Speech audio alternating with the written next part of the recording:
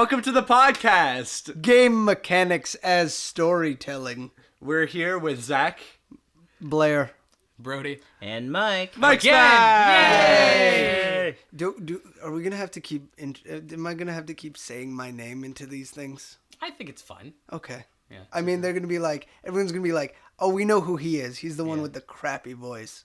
I like how Zach always says with Zach, like you're not actually Zach. It's like, hey, we're here with Zach. It's with colon, and then I'm listing everyone. Oh, Makes sense. I guess so, yeah. Can't just put me in a list, man. Yeah. You gotta have like consent for that sort of stuff.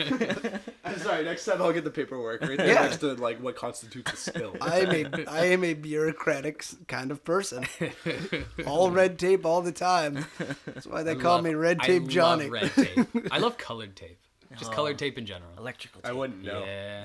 Gaffer tape. Yeah. All the different kinds of colored tape. You wouldn't know. Zach's colorblind, everyone. Zach's If you colorblind, didn't know. everyone. I think we've touched on that in a couple different things already. It just kind of creeps in there. It's the kind of thing that we never let him forget. Yeah, Christmas is brown. Even I know that. No, my family actually does a really sweet thing where they do silver and gold. That's all the decorations. at Isn't home. there? That's nice. Yeah. Isn't there really nice. isn't there a Rudolph the Red-Nosed Reindeer song with silver and gold with Cornelius? Doesn't he sing about silver? What? And... Yeah. Yeah. Yeah, back What? in Silver, back- red, gold. Yeah, it's because in he's the a old minor. one. Yeah. Oh, that. Yeah. I love that movie. That was a good Rudolph? movie. I thought that song just was... I thought those were just alternate Christmas colors for colorblind people like me. That's what No, Rudolph- they're They not that are. ableist. Let's not Christmas say is- ableist. No, Christmas is not that ableist. Like, I want you to know ableist. that. They're very exclusive. Yeah, it's like Yeah. We We red. should have talked about red and Christmas green. back on the Exclusion podcast. Yeah.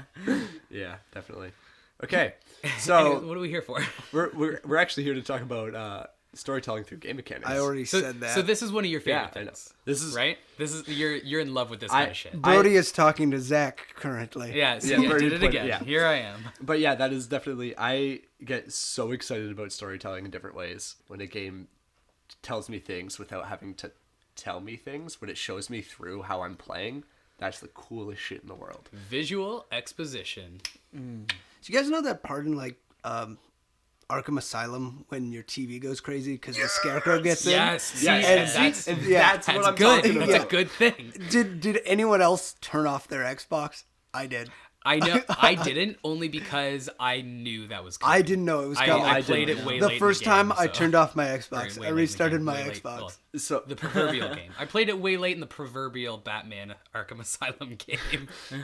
so can I tell a funny story about my old Xbox? Oh, I So- love your old Xbox. So I had one of like Xbox released. I had like one of like the first Xboxes to be shipped out, and I had that thing up until like a couple years ago. And this thing ringed on me about 2 months into actually buying it, but I never had to bring it in because I could always get it back to work. And by I said, no way. yeah, and by the end of its lifespan, it ran off of, I'm pretty sure, just fear of what I would do to it if it didn't turn on. No, I think it liked it. Yeah.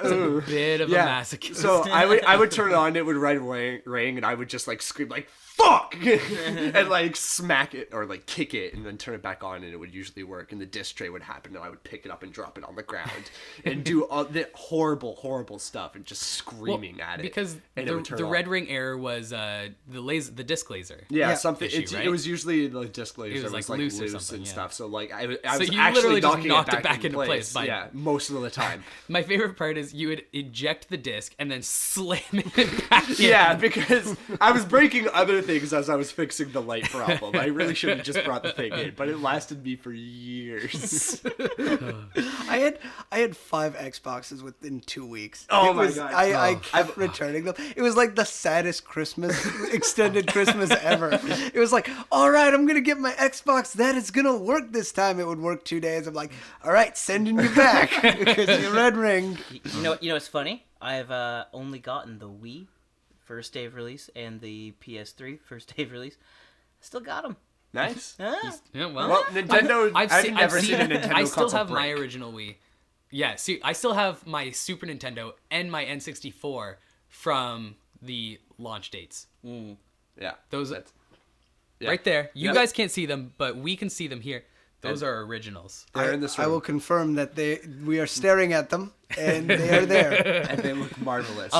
Anyway, back to what I was the reason getting you at brought with up your this Xbox. I was playing it. It was like 3 a.m. The day Arkham Asylum came out. I was playing it. Scarecrow happened. I was like, whoa, this is really cool. The game's getting all weird because Scarecrow's messing with my mind as well as Batman's, which is really interesting. It causes this paranoia in the player as well as like in the character, air quote, of Batman himself. And when I was playing that, paranoia set into the extreme because things started getting buggy. And I'm like, oh man. And the way they did it is it was structured to look like a video card failing. Yeah. So I was playing it and it would glitch a bit, and then you just pause midair. Yeah. You're in that the middle was of a jump. genuine concern for your Xbox. And too. and as it was happening, I was like, oh no. Did you ever name your Xbox? Did you no. give it like a sassy ass name like Big Bertha? No, degenerates like that one don't deserve names. But Can we posthumously name it? Like Yeah. Clancy Brown. Clancy Brown. Yancey. Rest in pieces, Yancey. Yancey Brown. Rest in peace, Yancey Brown. You will be remembered. But I was playing, Scarecrow was happening, so I was already kind of spooked. It was 3 a.m. I was home alone. And I jump, and it freezes.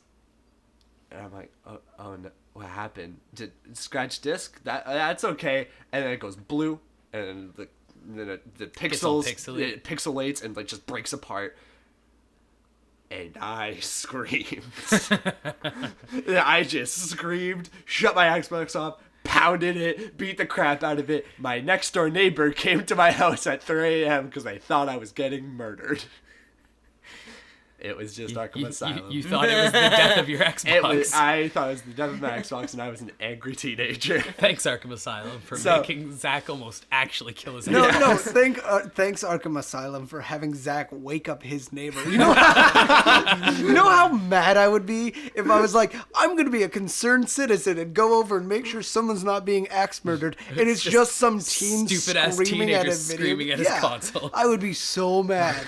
Probably I'd be like, was. there's going to be an axe murder now. This was in your old place. That was a big house too, right? This was in your older place. Yeah, With yeah, that yeah. big basement. Yeah. No, so I lived out in the country, so like my next door neighbor was 3 towns over. my next door neighbor 100 was acres. like quite a distance away. We weren't in a townhouse or anything. We didn't share a wall. They were in a separate house, like a long way away. I am trying to gesture with my hands, and you guys are not getting the point. They were far. They weren't close. Yeah.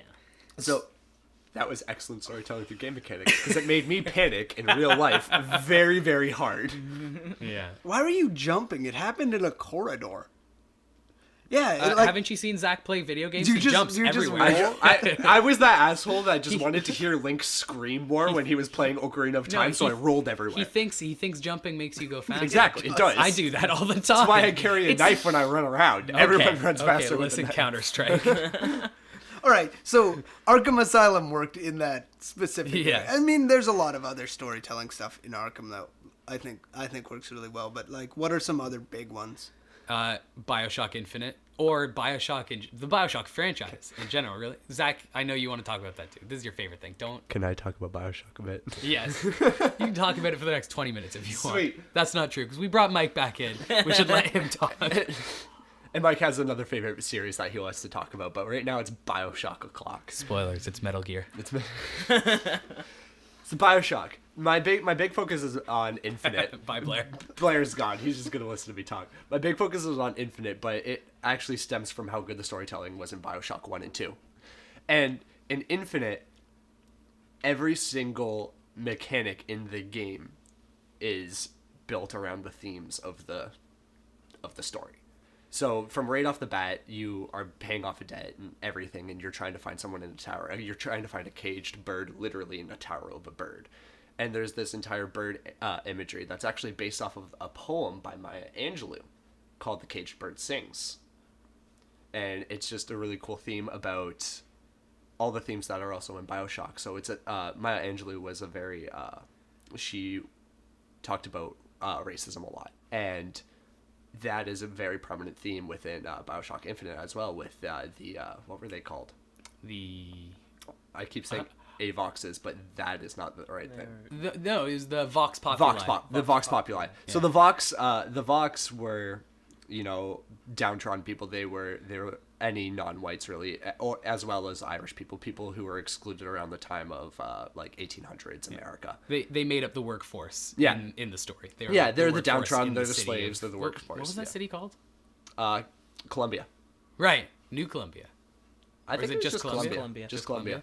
God, what a cool game. Sorry. So down from that, and it's about being trapped too, because even Booker, he's going on this crazy adventure because he's trapped in a debt, or at least he thinks it's a debt. It's a debt to himself. Surprise! Spoilers. Okay, yeah, the game's been out for a very long time. The game's been out for a long time. If you didn't know that. And I'm talking about the story of the game. We all started making faces as yeah, everyone's mad at me for spoiling things. We don't like spoilers in time, here. and we're talking about story. We're gonna get spoilers. I'm sorry, guys. I guess we should have spoiler warning. Yeah. You know what? It doesn't matter. Can I spoil the Batman games? Batman wins. Oh shit! What? After about 50 times where he dies, and you get the game over screen though. That was only Blair. Oh. But back to Bioshock, the entire game revolves around this overall theme of freedom. You're finding a caged bird who is Booker's daughter. What? Elizabeth. And you're it's the freedom of the Vox Populi, who are staging a coup and a revolution as well as this entire thing. And Booker is this. He's literally just giving agency to all of these people. And this is shown through the mechanics. It's shown through one of the most prominent mechanics in the game is the Skyrail system. And where you just kind of have a leap of faith into the air, and you're just riding along, and you're just free to go. You're not free. But remember, you're on rails at this point. Which is interesting. Which Zach is going to touch on. Which I'm going to talk about because... Yeah, the game does not have much open-endedness, but it does a really good job of making you feel like you're exploring Columbia when really you're being shoehorned into where it wants you to go. Yeah. And you're taking this leap of faith onto a rail to go to the next part of the game, but you're also just in the middle of the sky. You're as free, literally, as you can be. Like, romantic poets would talk about flight and birds a lot, and that's in the game. And it's all about freedom, and that's just a really interesting topic. But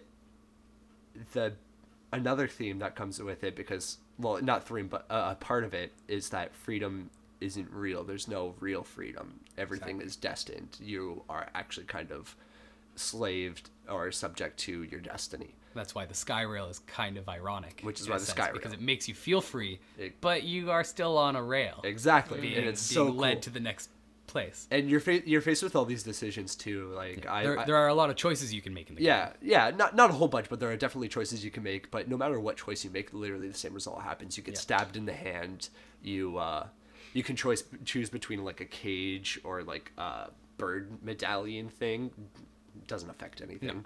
I've played through the game enough times to know that nothing changes. It's all the illusion of choice, right? And the game ends with you seeing all these different incarnations of Booker and Elizabeth going to the same destination, the same central point, the same end game, the same result, where you find out the big reveal, the big spoiler. Where everyone is the same person. Yeah, basically. Where everyone is literally... Booker is... Comstock. Elizabeth Booker is Elizabeth. Yeah. They're keeping it in the family. Yeah. It's all weird. And it's the not complete opposite, but it's the complete opposite, and it's diametrically opposed to... It's the complete opposite. It's not the complete opposite, but it is the complete opposite. It's intricate. It's interesting. And I'm excited. I know you're excited. It's diametrically opposed to the first two Bioshock games. Mostly Bioshock 1. Bioshock 2 was a little just like, let's talk about Rapture more. Sequel, yeah. Yeah. But Bioshock 1 was all about choice. It was all about a man chooses. There is no God. There is no higher power. But as most of us know, I'm looking over cautiously at Blair. Yeah. At the end of Bioshock, you find out that you're actually you're subject. being forced to do all you're these being things. controlled. Again, you don't actually have any choices. And you don't have a choice. But again, you feel free and stuff, and it's all about. Everyone thinks that it's their decisions. It's the decisions that you make that lead to it. But in Bioshock 1, you can make decisions. You can save the little girls. The decisions that you and do make actually do change the story. Do change the story. And, unlike Infinite. Unlike an Infinite. And people can see it as a cheap ploy, but I think it's a great storytelling mechanic where it's literally the opposite of the first story. It's telling the other side of the theme of freedom and choice and what it is to be human. Yeah, the Bioshock franchise was too good. And like even like visually, it's established. Like Oh, the first with- one seems with the first Rapture one, being yeah, under the Rapture water seems and so Columbia like being in the air, right? confined. Yeah, and yeah, then- it's and very then the themes- claustrophobic and underneath. Yeah, but as you say, But your like, decisions do matter. Yeah. To an extent. Yeah. Yeah. Yeah, definitely. And Columbia's in the sky and it's very free. Your first, it's funny. Your intro to Rapture is a plane crash, just tragedy. You're drowning, and then you're just like put into this little ball thing, and you go down. You go down into this city. Your intro to Columbia is you are rocketed into the sky, and you just break through the clouds, and it's just this big, beautiful scene. Yeah. So it's a completely opposite end of the spectrum. I imagine that like you're rocketed through the clouds just as capital punishment. Like we reach a point where it's like you sir have murdered so many folks that we're going to rocket you in the sky. I demand satisfaction! Fire! We've gotten to a place where like sending people into the sky to die is actually cheaper than like anything Giving else. them the chair. Yeah. Let's just hang them from the gallows at this Man, point. I should have written Bioshock. It would have been great. It would have been about the old Let's man. keep in mind that we can never let Blair come into power. You know what I'd do if I came into power, though? I'd make Mike, you're still here. Yeah, I think I'd make a Metal Gear. Oh. Okay. Yeah. So Mike's been waiting very patiently for the past almost 18 minutes. He really wants to talk Holy about crap, Metal did I Gear. talk about that for 18 minutes? No, it's about 9. Okay, sweet. We don't want to have to put times or labels on these kinds of things. No. We can just man, it's free yo. form. You can't even that's like that's like your opinion, man. So, Zach and I, we like Metal Gear. We like the story of Metal Gear. We don't like the gameplay very much. It's just not our thing. Blair, I don't know where you stand on Metal Gear. I don't know how much you even know about Metal Gear. I have never played a Metal Gear game. I know that there's Mike is so boxes. disappointed. I know that there's boxes and a snake. So Mike has told us a lot. He plays tons of Metal Gear. He loves that shit, and he's told us a lot about how the game mechanics help tell the story. So now he's gonna be here to tell all of you about that. Well, yeah, Metal Gear, guys. The Super cool. All right. Yeah! well, as we're talking about with like even Arkham Asylum, you're like when you're saying, "Hey, I was freaked out." Imagine for the first time. I know what you're gonna talk about. I know what you're gonna talk about. I Not- completely forgot about this, but I know exactly what you're gonna talk about. Imagine for the first time you gotta contact someone, and you're like, "How the hell do I do it? I wasn't given any information. I don't know what to do." The back of the box tells you how to contact this person, and that's Meryl. Damn. And you never knew that. It's just like Wait, that's the back of the game box? the back of the game box. It says Meryl, and it has her code on it. That's and that's so how you cool. find out That's that awesome. code. That's actually Wait, so very what game cool. does it? That's Metal Gear Solid 1, like Yeah. the first one. Damn. The franchise has been doing But cool stuff, actually. This is why I love Kojima. He's really good with game mechanics. So like, Are we going to talk about Psycho Mantis? That's yeah, what I gotta Psycho say. Mantis Yeah, is okay, going to I be really the wanna first talk- one. Okay, sweet. Psycho Mantis was like the first set of holy shit kind of game mechanics. That's This where was like sorry, keep going. Yeah, it just no, gets so me you- so excited. so you're I wish I gonna go- liked Metal Gear more just so I could experience this. you enter this room and there's this dude who's just like taking control of people, and then the first thing he says is like, "I have control over you." And you're like, "Okay, whatever." And he's Nerd, just like, I'm the protagonist. and he's like, "I'm gonna."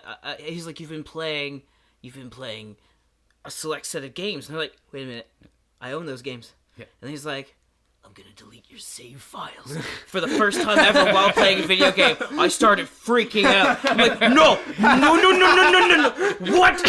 I 100% did those. And then as you're trying to fight this character, he's changing it to like the channel on you. It says Hideo 2, Hideo 1. You're like, what are we doing? Anytime you try to hit him, nothing happens.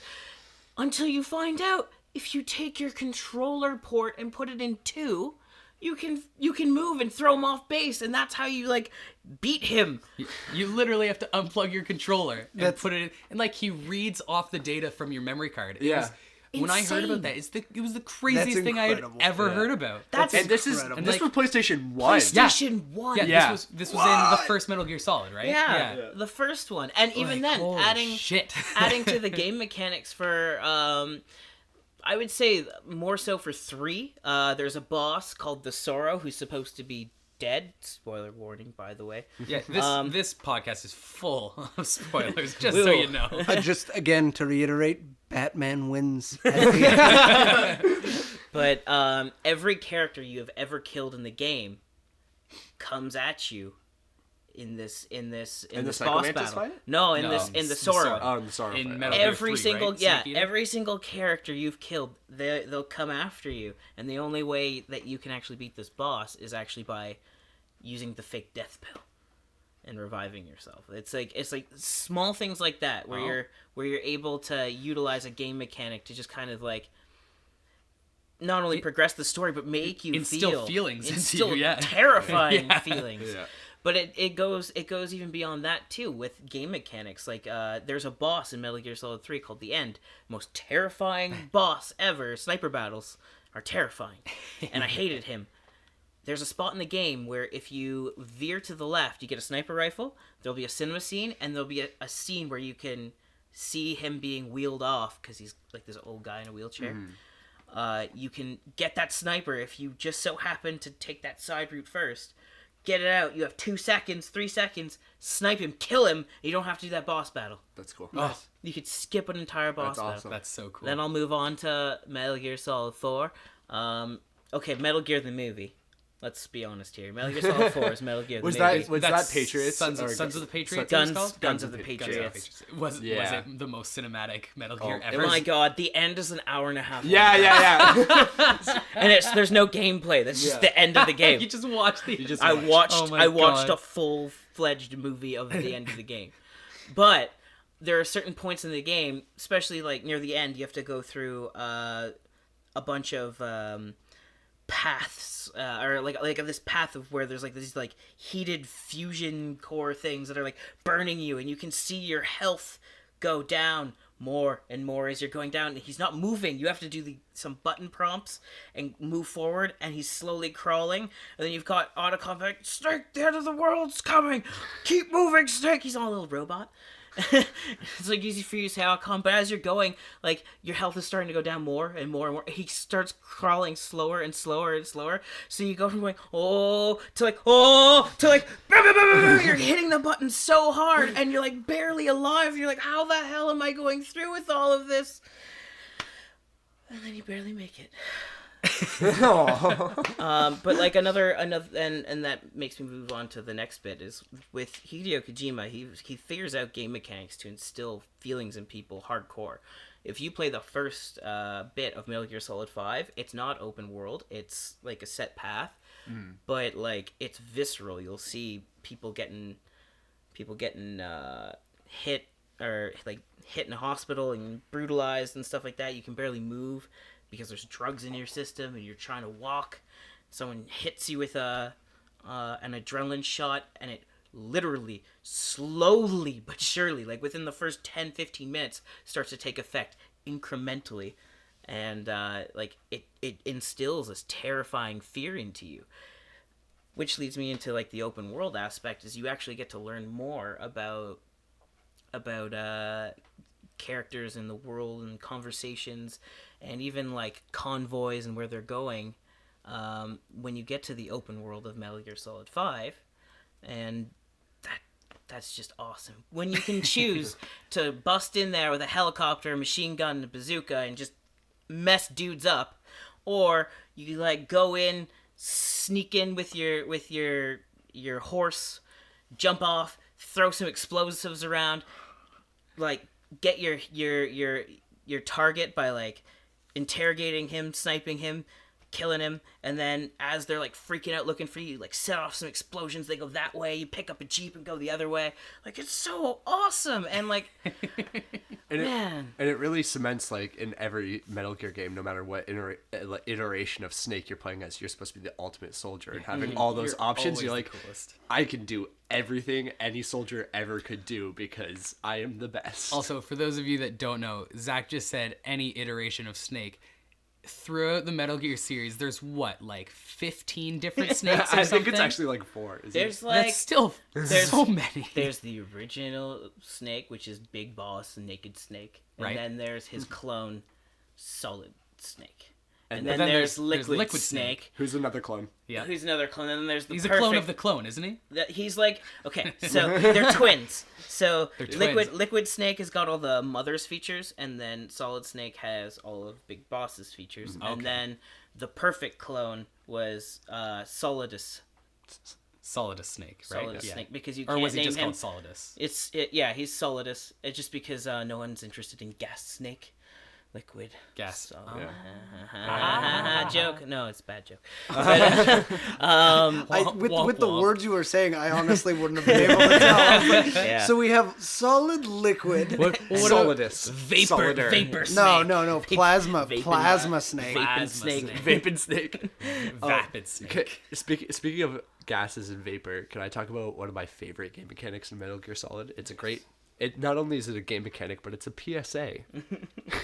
Okay. And that is when there are security lasers in the Metal Gear Solid games, I'm pretty sure. And you can't see them. But what you can do to see them is you bust out a cigarette, light it, blow smoke on them. But every time you take a drag of your cigarette, your health goes down. Oh, that's Yeah. too cool. Yeah. They changed it in the newest one. You now have an e-cig, and that's how you pass time. Oh my god. You just sit You just sit there vaping? Yeah, you sit there vaping, and then you just got this this lady singing as you're waiting for days, just vaping. Just vaping That's for so like good. 3 days Yeah. to meet up with some guy. man. I've always wondered what like your character does during those, like in Skyrim when you're just kind of standing there for Yeah, for in Skyrim, nightfall. you just literally like, just like you like shut down like a robot basically. Yeah. I've been playing a lot of Witcher 3. In that you just meditate. yeah. You kneel down wherever you are and you just start meditating. You can meditate. It doesn't let you go beyond a full day though, which I don't think anything does. No, no Fallout you haven't been able to. Yeah. I mean, there's no need, right? Like, Yeah. No, God no. There's never a need. But like, yeah, you can literally just sit there and meditate. I don't like November 2nd. I'm gonna go to the 4th. In Fallout 4, you have to actually sit down to wait? To wait. Oh, that's good. Yeah, That's I a was little like, more well, that's more real. At least you shut yourself down in a sitting position instead of just sitting there. Well, I was actually going to bring out Fallout as an example of poor and good, because there is good as well game mechanics in terms of like immersion into the game and storytelling. The biggest example, and it's a game mechanic I'm fond of because it harkens back to Fallout 1 and 2. Are you gonna say drinking out of the toilet? No, man, that's real. Because when you were talking about the cigarettes with Metal Gear, all that did was remind me of drinking out of the toilet in Fallout, because you get your health back, but you also irradiate the shit out of yourself. Well, but that Hardcore happens rats. with the sink too. Yeah. You're just choosing one. And it's not the less- poop you're eating. But it's also just funny thinking about somebody drinking out of a toilet. Yeah, I'm glad that it's there as an option, but you never have to drink out of the toilet in that game because It's there's true. always better options. But I literally. always drink out of the toilet because I think you also get Brady more. plays as a dog character. You get more health drinking out of the toilet. I don't think you do. I No, don't think you do. I No. thought you did. Well, fuck me. I just tried to justify his weird habits in Fallout. You mean you guys don't drink out of the toilet in real life too? Oh no. Oh, no. But no, what I was gonna talk about was VATS actually. Yes. Well, Because VATS is less of a storytelling thing and more of a we built the game in a way that doesn't have an aiming reticle. Well, Fallout 4 does. it's Oh, does it? Yeah. The aiming is actually better in Fallout 4? Oh yeah, you can Yeah. switch in between them seamlessly now. Oh, that's good. I think VATS is really cool But VATS just, every time I used VATS, I was like, cool, I'm playing a game. I'm not immersed in this world anymore. Well, I liked VATS because it turned an action game into a turn-based game. Which is cool, which is why yeah. I like it as it, like, just straight up from a mechanics game point of view. mechanic. Because it goes back to, like, the old turn-based RPGs, like Fallout 1 and But 2. yeah, you're right. It and, does like, take you out of Yeah. the actual immersion of it. Yeah. What they did do though that's different is now if you have a holotape, you can just play it in your Pip-Boy. Oh, okay. But And you were able to do that the last time. You just bring it up in the menu, and it's playing as you're walking. Like, now- But you don't have to go to the menu now. Now- If you'll now harken it's back just- to our transmedia podcast, we Yeah. talked about this. now when you see it, you actually see you pick it up, put it in, and it starts playing. Oh, okay. Oh, that's cool. Yeah, Because that's that was really, always really annoying. cool. That was something that, like, I was just, every time I picked up, like, a recording or something like that, I was like, holy crap, now I have to navigate the nightmare menu that is the Pip-Boy in Fallout 3. I missed most of the story in the Bioshock games because most of it was told in tapes, and I was like, I don't want to go listen to those. I'm playing Bioshock. I'm gonna go kill some whatever the enemies were called. Yeah. What were they called? Grafters. Some bad guys. Bad guys. Bad That's guys. the one. Bad guys. Shooting targets. Oh, speaking of good mechanics, just to go back to Bioshock, like, super quick. Again. Your first interaction Okay. with your first interaction with a bad guy in Bioshock 1 is like it's all frantic and fast paced, and like it really immerses you. Actually, I remember when I played after the plane crash, I didn't realize I was playing for like the first little while. I was like Right, just sitting there. I was because like, the great thing with Bioshock is it cutscenes happen never in-engine. feels like there's a cutscene. Yeah, it's all in engine. But not only that, it just really helped to set the tone because I was going and you go down and then you see this guy and you're just like, oh, who's this guy? He's coming at you. You're like, oh god! You pick up a wrench. You're like, oh god! You just start beating the Yeah. crap out of him. Yeah. Naughty Dog does a really good job of that too. Oh, I Yeah. really like the Drake games. Like, to the point where, like, Oh, yeah. I See, got them from you my s- You say brother. Naughty Dog, and I think back to like Crash Bandicoot and Jack and Daxter. I don't think CTR, baby. I don't think about Uncharted. I'm I sorry. really like Uncharted. I got them from my brother for his, like, PS3, and then I ended up playing them most of the times because I'm just like, and even like the quiet moments where you're just essentially climbing a puzzle. You're like, yeah, this is pretty cool. Like, it's annoying when you fall off and have to do that huge like thing again. Don't but fall like, off, man. well, sometimes I just think there's ledges where there aren't ledges. I'm an optimist. But like, there's small things too, like just not only just seamless integration into the cinema scenes back to the gameplay, or it all being one thing. Even when you're just fiddling around in a pool or whatever, you'll have a conversation with another character playing Marco Polo or whatever else.